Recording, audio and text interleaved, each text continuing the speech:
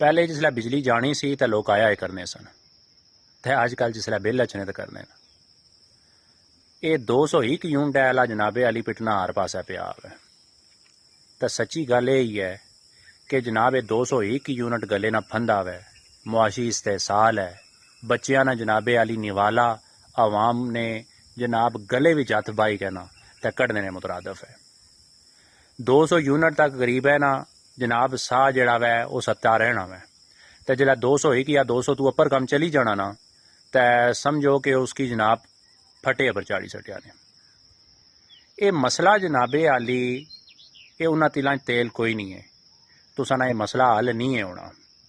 ये तुसा की कोई आपो ही कौड़ा कुट करना पैसी ते 200 यूनिट तक अपने आप है कि रोकी के रखना पैसी, नहीं तो जनाब बड़े मसाइल हो सन। सब तो पहले तो ये गल सुनो कि ये एक बारी तुसा बिल ज्यादा नहीं अचना।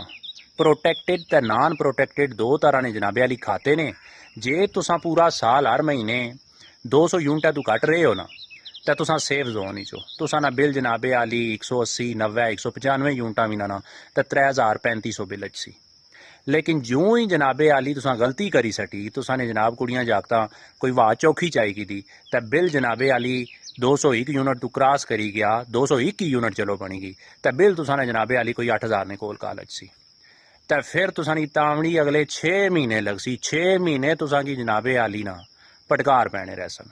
हर महीने जिसलै बिल अच्छी तो तुसा जनाब बांह सिरै पर रखसो। करो कै करो ये कि पहले तो गल यह है कि अपने मीटरां पर नज़र रखो तो 200 यूनिट तू हर मुमकिन कोशिश करो कि तुसा थल्ला ही रहो। तो फर्जे माल जनाबे आली ये हुण मसाइल पैदा किस तरह होने ना, कुछ गलतियां तो जनाबे आली असानियां अपनियां भी ना जिन्हें वजह से जनाब ये मुसीबत है।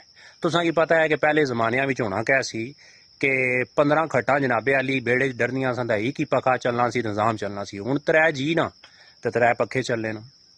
थोड़ा जिहा इस पासों भी कंट्रोल करसो, पक्खे कोई जनाबे आली 2 एक करी कि ना, क्योंकि जे 3 पक्खे चलन ना जी लगातार तो सवाल ही पैदा नहीं होना कि तुसा ना बिल 200 तक रहे। वो 200 तो उपर टपसी तो फिर जनाब जो एक बार टपी गया ना तो पक्खा चलना भी हो सी तो पसीना गिटिया वाले पासों जासे।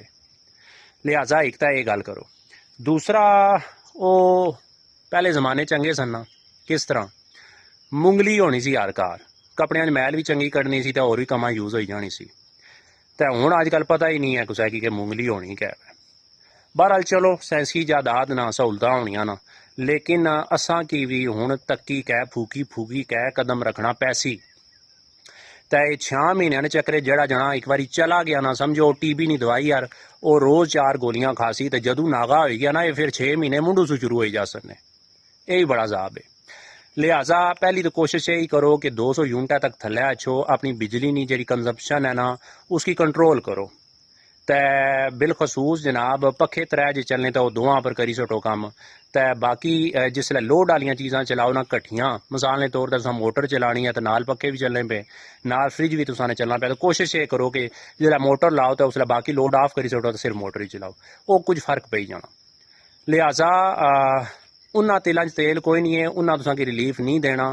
तुसा जनाब अपनी बचत अपना बचाओ आपो करना वै।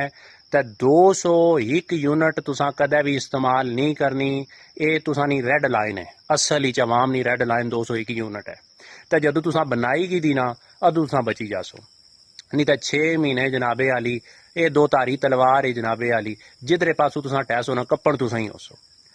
तो अपने घरैलियां की समझाओ 201 यूनिट है ना उन्होंने की फार्मूला 6 महीनों ना प्रोटैक्टिड नॉन प्रोटैक्टिड नहीं गल तुसा भी समझो। क्योंकि एक बारी जनाब जे तुसा फर्ज करो अप्रैल बिल आ गया ना 201 यूनिट है ना, तो उस तो बाद मई जून जुलाई अगस्त सितंबर ते अक्तूबर ये 6 महीने तुसा ना बिल जनाब 3500 इजाफी अचना रहसी। तुसा 150 यूनिट भी इस्तेमाल करसो बिल तुसा ना जनाबे आली 7 साढ़े 7 हज़ार हो सी।